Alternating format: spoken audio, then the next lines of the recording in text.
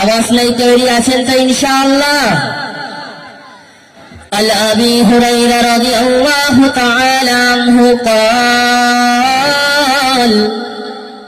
قال رسول الله صلى الله عليه وسلم من تمسك بسنتي عند فساد أمتي فله أجر 100 شهيد। আল্লাহর নবী, দুজাহানের বাদশা, প্যারে নবী হযরত মুহাম্মদ মুস্তাফা সাল্লাল্লাহু আলাইহি ওয়াসাল্লাম যখন পৃথিবীতে এসেছেন, তার পূর্বে অন্ধকারের যুগ ছিল, খারাপের যুগ ছিল।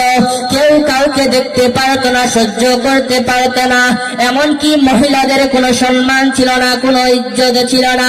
ওই সময় কোন লোকের ঘরে যদি ছেলে সন্তান জন্ম নিয়ে নেয়, বুকটা উঁচু করে বলে, আমি অমুকের বাবা, অমুক ছেলের পিতা হয়ে গেলাম। রাস্তায় খবর দিয়ে ঘুরে ঘুরে বেড়ায়।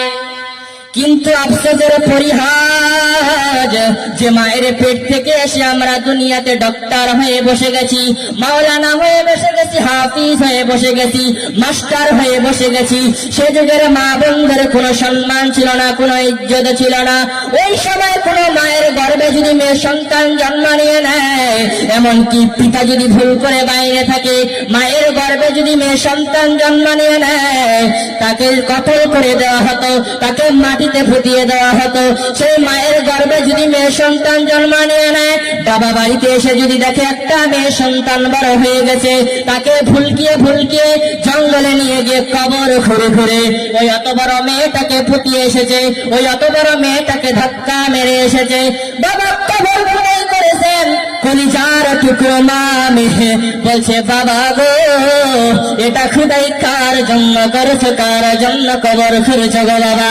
তোমার দাড়িতে মাটি লেগে আছে, বাবা গো এদিকে আসো, মাটিগুলো মুছে দেই। সে সময় ইসলামের কোনো আলো ছিল না, কোরআনের কোনো আলো ছিল না।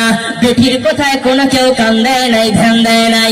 কান্না দিয়ে ধ্যান না দিয়ে ওই অত বড় মেয়েটাকে ফুটিয়ে এসেছে, ওই অত বড় মেয়েটাকে কবরে ধাক্কা মেরে এসেছে।